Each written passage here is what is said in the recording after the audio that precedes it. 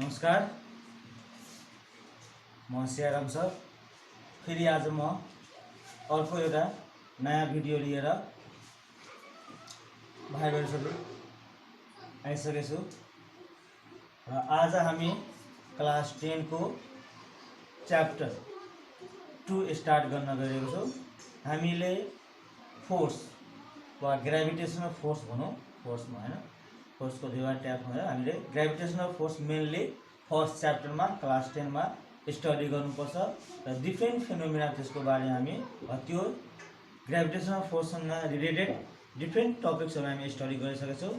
आज हामी अर्को एउटा नयाँ च्याप्टर वा लेसन स्टार्ट गर्न गइरहेको छु र ग्रेभिटेसनल फोर्समा हामीले थ्योरिटिकल पार्ट लगभग सबै गरिसक्यौँ, जुन चाहिँ एक्जाम अफ पोइन्ट अफ भ्यूले वा विद्यार्थीले चाहिँ जान्नुपर्ने कुराहरू पनि सबै लगभग मैले फिनिस गरेँ। त्यसमा थोर बहुत अझै होला, रिजनिङमा क्वेसनहरू भयो वा न्युमेरिकल प्रब्लम जुन म पछि अर्को भिडियोमा चाहिँ त्यो दिने प्रयास गर्छु वा भाइ बहिनीहरूलाई चाहिँ यति ग्रेभिटेसनल फोर्सको बारेमा यति कुरा दिएपछि आफै पनि प्र्याक्टिस गर्ने र त्यो च्याप्टरसँग कुनै रिलेटेड प्रब्लम चाहिँ आयो भने यु क्यान कमेन्ट मी र मेरो च्यानललाई चाहिँ लाइक, सब्सक्राइब र सेयर गर्न नबिर्सने। यति भन्दै आज म फेरि न्यू च्याप्टर प्रेसर चाहिँ स्टार्ट गर्न गइरहेको छु। यहाँनिर डिफिनेसन त लेखिदिएको छु हैन, त्योभन्दा अगाडि म यहाँ दुई तीनवटा कुरा के भन्छु है। हामीले फोर्स सकायो है, फर्स्ट च्याप्टरमा हामीले के पढ्यो, फोर्स पढ्यो। अब यसपछि हामी के पढ्छौँ, प्रेसर पढ्छौँ। So what is the difference between the pressure and force वा प्रेसर च्याप्टर किन फोर्स च्याप्टर पछि आएको होला है। प्रेसरलाई पनि हामी फर्स्टमा लिन सकिन्छ, च्याप्टर जुन हुँदा पनि खासै फरक पर्दैन, त्यही पनि यसमा हल्का सिलियरी चाहिँ मिलाइदिएको छ। यहाँ पनि लिङ्क छ कि बुझो, यसमा त प्रेसर पछि प्रेसर च्याप्टर फोर्स पछि आएको छ। यसको मतलब प्रेसर चाहिँ फोर्स दिएपछि, pressure is a effect of the force, force is a cause for the pressure. यो बुझ्नु पर्यो है। प्रेसर के गर्छ, प्रेसर चाहिँ फोर्स लगाएपछि हामीलाई फिल गर्ने वा हामी महसुस गर्छ वा एक्जर्ट हुन्छ भन्न खोजेको। If you don't apply the force you don't feel the pressure भन्न खोजेको। प्रेसरबाट फोर्स आउँदैन कि फोर्सले के दिन्छ, प्रेसर दिन्छ। सिम्पल भाषामा है, फोर्स गिव्स प्रेसर। यसरी हामी साइन्सको भाषामा भन्छौँ pressure is a effect of the force. यो मेन डिफरेन्स है। फोर्स दिएपछि फर इक्जाम्पल हेर्दा जस्तै तिम्रो डट पेन तिम्रो ह्यान्डमा होला वा मसँग मार्कर छ, जस्तै मैले यहाँनिर जबसम्म थिच्दैन, फोर्स लगाउँदैन, यो तिमीसँग डट पेन होला, त्यो डट पेनको निबले तिमीलाई के छ, दुख्दैन, यहाँ पेन हुँदैन है। त्यतिकै राख त, फोर्स एप्लाई नगर, त्यतिकै राख त दुख्छ, दुख्दैन कि है। तर हल्का फोर्स एप्लाई गरेपछि के हुन्छ, पेन भइरहेको छ, हट भइरहेको छ। किन हट भइरहेको छ, हामीले फोर्स एप्लाई गर्यो र फोर्स एप्लाई गरेपछि हामीले के फिल गर्छौँ, प्रेसर फिल गर्छौँ है। So difference between the force and pressure simply हामी के बुझ्छौँ, अनलाइनमा फोर्स लगाएपछि प्रेसर चाहिँ आउँछ। सो यसलाई हामी भन्छौँ pressure is a effect of the force है।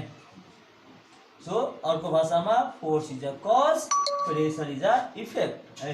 अब यहाँ हेरौँ, अर्को यहाँ दिएको छ यहाँ डिफिनिसन है। सो हामी डिफाइन गर्छौँ व्हाट इज प्रेसर। प्रेसर भनेको के हो त है, फोर्स त हामी डिफाइन गर्थ्यौँ हैन, फोर्सबाट प्रेसर आउँछ। So how can you define the pressure.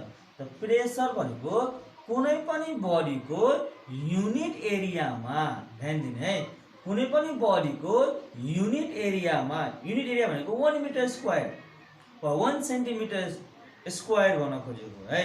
Unit एरियामा what is the total amount of force वा थ्रस्ट भन्छौँ हामीले। यहाँ पढ्छु म थ्रस्ट र फोर्समा के फरक छ, स्लाइटली यहाँका फरक छ। सो युनिट एरियामा कुनै पनि बडीको कुनै पनि सर्फेसको युनिट एरियामा the total amount of force acting perpendicularly is called the pressure भन्छौँ है। प्रेसर भनेको मानव कुनै बडीको सर्फेसको, फर इक्जाम्पल हामी यहाँ लियो यो मार्कर छ, यो मार्करको इन्ड मानौ यो इन्डमा चाहिँ कति छ, यसको एरिया चाहिँ एज्युम गरौँ 1 मिटर स्क्वायर छ भने यसमा मैले 10 न्युटन फोर्स लगायो भने यसको प्रेसर कति लगाएँ मैले 10 पास्कल लगाउँछु। 10 चाहिँ के भइहाल्छ, प्रेसर भइहाल्छ। युनिट एरियामा 1 मिटर स्क्वायर एरियामा 1 सेन्टिमिटर स्क्वायर एरियामा वा तिमी एफपिएसमा जान्छौ भने 1 फिट स्क्वायर एरियामा total amount of the force that you apply is called the pressure. तर यहाँनिर ध्यान दिने, जब हामी कुनै सर्फेसमा जुन फोर्स अप्लाई गर्छौँ the direction of force must be perpendicular to the area of contact. जस्तै फर इक्जाम्पल यो मार्कर लिएर म यो ह्यान्डको यो पाममा चाहिँ म यहाँनिर यो ह्यान्डको यहाँनिर माथि सर्फेसमा चाहिँ पाममा चाहिँ म यहाँनिर के लगाइरहेको छु, प्रेसर लगाइरहेको छु भने यो फोर्स म यहाँ लगाउँछु, यहाँ प्रेसर मैले फिल गर्छु भने यो फोर्स यो मार्कर जुन यहाँ थिचिरहेको छ यो सर्फेससित के छ, परपेन्डिकुलर भन्ने खोजेको न। मानव कुनै सर्फेसको यो एरिया छ, यो एरियासित जुन मैले यहाँ फोर्स लगाउँछु, यो एरियामा मैले जुन फोर्स लगाउँछु, यो फोर्स जुन लगाउँछु यसको डिरेक्सन के हुनु पर्यो, 90 डिग्री परपेन्डिकुलर वा नर्मल हुनुपर्छ भन्न खोजेको है। जबसम्म फर इक्जाम्पल हेर त यो मार्करले यो मेरो ह्यान्डमा चाहिँ एसी राखेको छ, एसी राख्यो भनेको दिस इज नट परपेन्डिकुलर, एसी राख्यो भने हामीलाई चाहिँ प्रेसर चाहिँ फिल गर्दैनौँ, एक्जर्ट हुँदैन भने त्यहाँ महसुस गरिँदैन भने। सो प्रेसर कति बेला आउँछ, जब कुनै सर्फेसमा फोर्स जुन लगाउँछौ that direction must be the perpendicular. यो पोइन्ट सम्झिराख्ने है। हामी जुन सर्फेसमा एरियाको सर्फेसमा जुन हामी डिरेक्ट फोर्स अप्लाई गर्छौँ